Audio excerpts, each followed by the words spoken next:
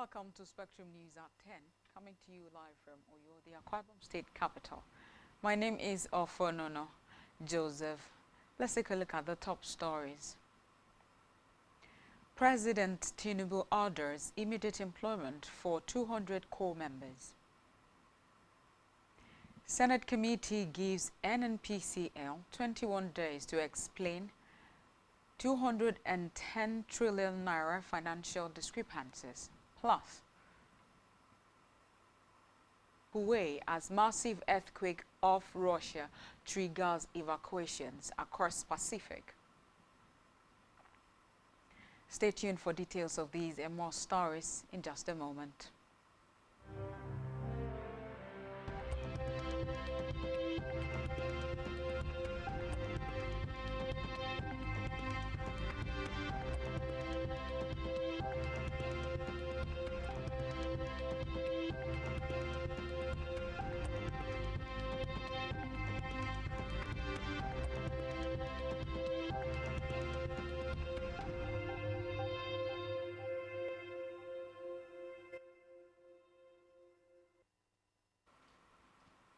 Good morning, and thank you so much for joining us on the news. Sincere apologies for bringing the news a little bit late. First in the news this morning is that President Bola Tinubu has directed the immediate employment of 200 National Youth Service Corps (NYSC) honorees into the Federal Civil Service. The President also announced 250,000 naira cash award for the 200 honorees in recognition of their outstanding service during the 2020 to 2023 service years. This is as President Tinubu showed empathy to 10 physically challenged former corps members who sustained varying degrees of disability while serving, directing that they should be offered federal employment and assuring them that the government will never forget their sacrifice.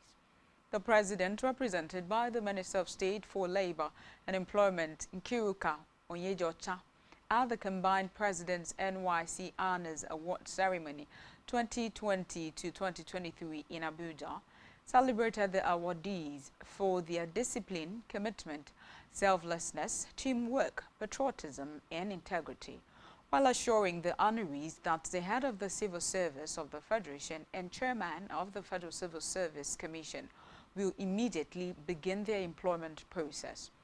The Director General of National Youth Service Corps (NYSC), Brigadier General Olakunle Nafiu, in his remarks, lauded the contributions of Nigerian youth to the nation's progress. Away from that, the federal government has ordered an immediate suspension of all land allocations and reclamation activities along the Lagos Lagoon shoreline, including Banana Island, as part of sweeping reforms to restore order and curb environmental degradation. The move follows a directive from President Bola Tinubu, who mandated the Federal Ministry of Housing and Urban Development to streamline shoreline development processes and ensure compliance with approved urban plans. In response, the Minister of Housing and Urban Development, Architect Ahmed Dangiwa, has set up a Joint Technical Interministerial Committee (JTMC) to review, examine and harmonize all approvals and development along the shoreline. The committee is tasked with ensuring proper documentation, eliminating abuse, and aligning all activities with the federal government urban development goals. According to a statement released by the minister, all existing approvals issued by the ministry for the issuance of certificates of occupancy (C of O) must now be submitted to the Federal Controller of Housing in Lagos for verification and record keeping. To the Red Chamber, where the Senate Committee on Public Accounts has given the Nigerian National Petroleum Company Limited (NNPCL) 21 days to provide detailed explanation on financial discrepancies totaling 210 trillion naira, even as its Group Chief Executive Officer (GCEO) Bayo Ojulare pleaded for more time to respond adequately. Appearing before the committee in response to an earlier summons, Ojulari stated that they required more time to properly study and understand the issues flagged in the company's audited financial statements covering the period from 2017 to 2023. The financial concerns revolve around 103 trillion naira in liabilities and 107 trillion naira in assets, figures that lawmakers described as troubling and largely unsubstantiated.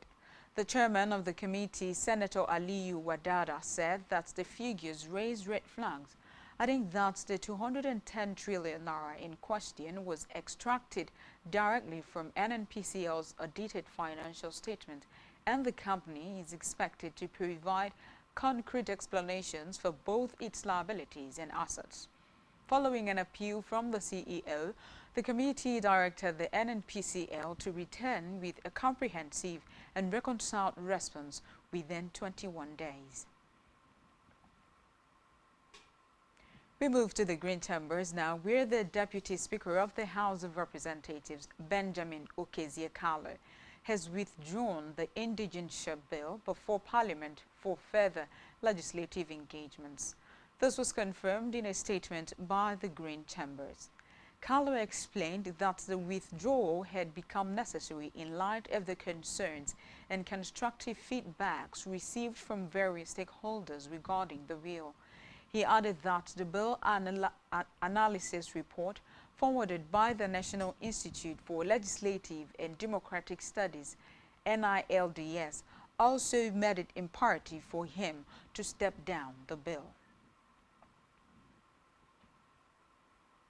In a separate development, Independent Corrupt Practices and Other Related Offences Commission, ICPC, has said only 84 ministries, departments and agencies, MDAs, of government have active anti-corruption and transparency units. The anti-graft agency said 92 others have not established such units. This was contained in a report the Commission presented to the House of Representatives Committee on Anti-Corruption at a public hearing in Abuja. Declaring the public hearing open, House of Representatives Speaker Tajuddin Abbas said the House would focus on strengthening its resolve and effort at fighting corrupting and enthroning probity, accountability and transparency in the governance process. The Speaker, who was represented by a member of the Green Chamber, Umar Ajilu, said the public hearing was meant to examine the activities of anti-corruption and transparency units actives in MDAs, not as a punitive measure. The Speaker noted that the establishment of anti-corruption and transparency units in MDAs was a significant step taken to institutionalize accountability and transparency in governance. Moving now to Africa, where a deadly assault on a military base in Dago, northern Burkina Faso, has reportedly left around 50 soldiers dead. Reports say about 100 militants stormed the base, killing troops before looting and setting it ablaze. According to the report, the armed group Jama'at Nasar al-Islam wal-Muslimin, or JNIM, is suspected of carrying out the attack. Burkina Faso continues to battle an escalating security crisis as armed groups now control large swaths of the country, especially in rural regions far from the capital. Still in Africa, Ivory Coast President Alassane Ouattara has announced that he will run for a fourth term in October's election.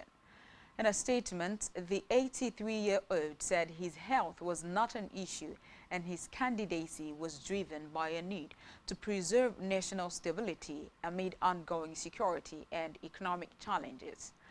Ouattara argues a new constitution approved in 2016 reset his two-term limit, meaning he is allowed to stand. Meanwhile, he will be the poll's front-runner as several potential challengers have already been barred from the race. On the foreign scene, the first waves, triggered by a massive 8.8 earthquake off Russia's coast, have reached Hawaii with a 1.2-meter wave recorded off Oahu.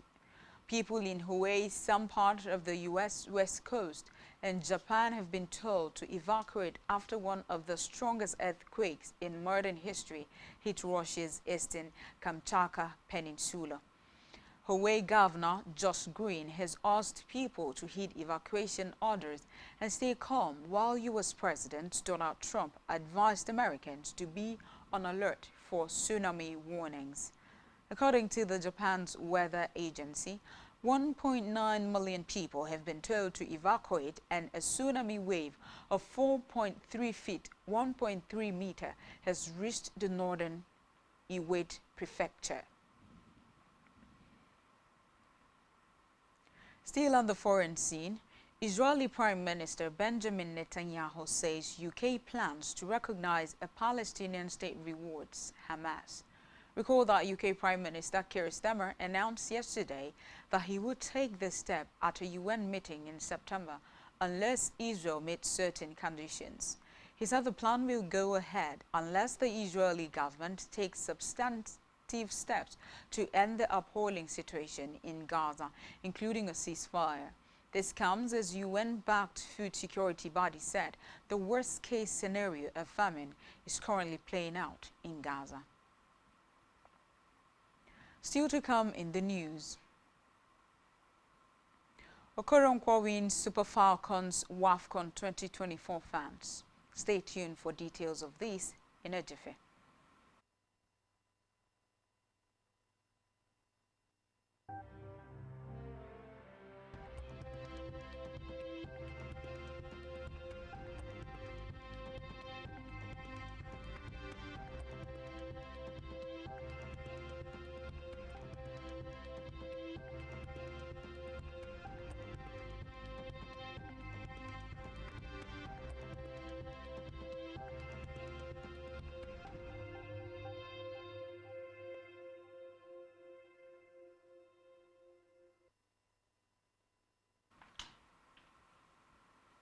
Welcome back. Now we conclude the rest of our news stories.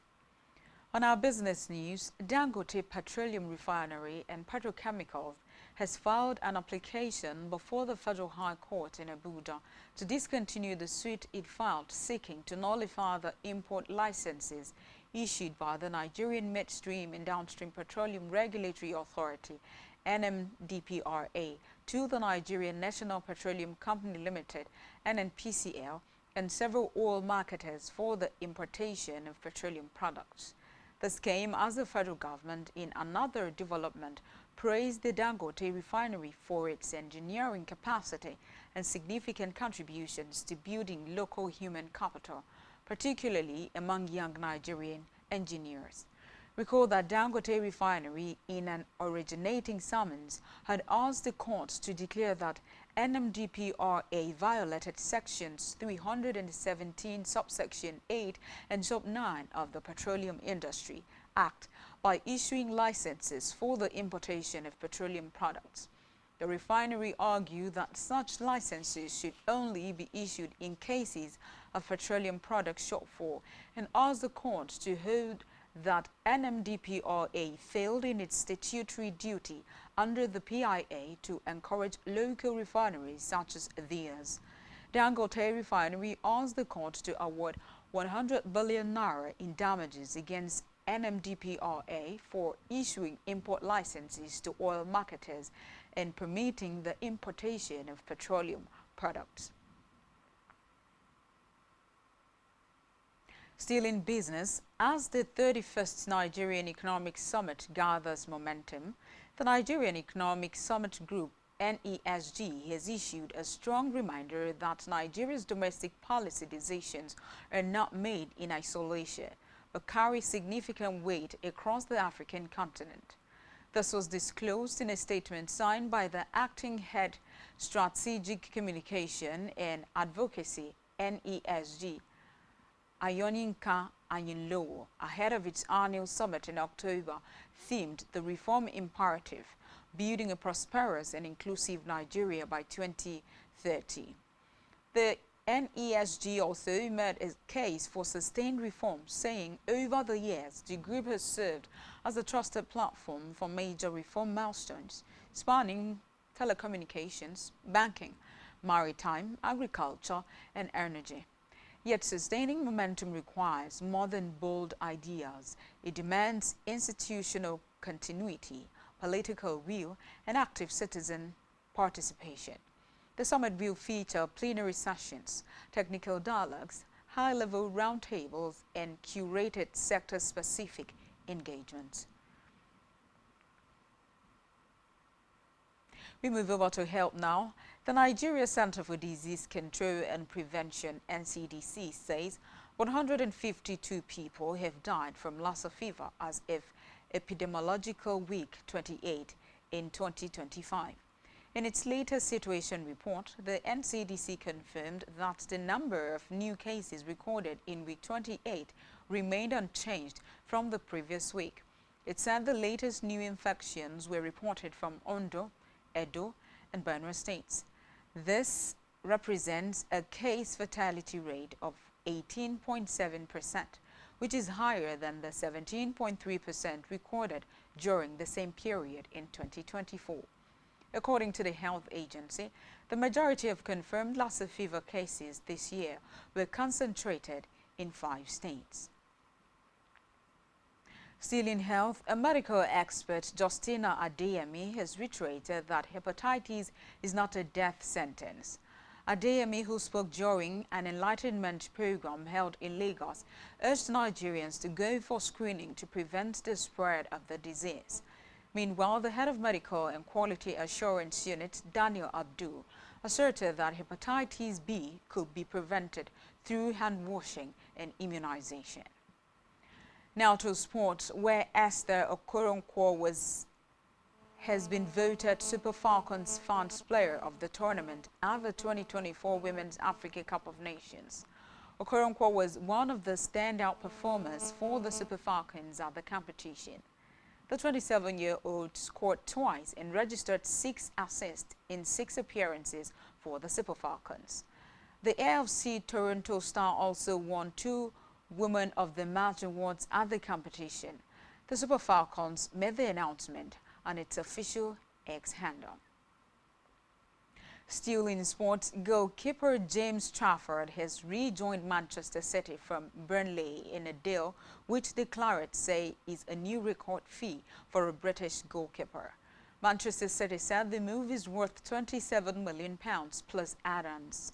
City said Burnley puts the figure at £31 million plus add-ons and a sell-on clause, adding that it would take the deal above the previous record of £30 million, which Everton paid Sunderland for Jordan Pickford in 2017. On our entertainment news, popular Nigerian singer Two-Face Idibia has officially wed his new lover, Natasha Osawaru, in Abuja. The private ceremony was reportedly attended by close family members. Recall that the singer engaged Natasha, a serving Edo State lawmaker, in February 2025, few days after he announced separation from wife Annie Macaulay Idibia. And that's all we have for you at this time. To ensure to follow us on social media and subscribe to our YouTube channel, all of which you can find on our website, spectrumtvlive.ng. You have been watching Spectrum News at 10. I am Ofonono Joseph. Good morning.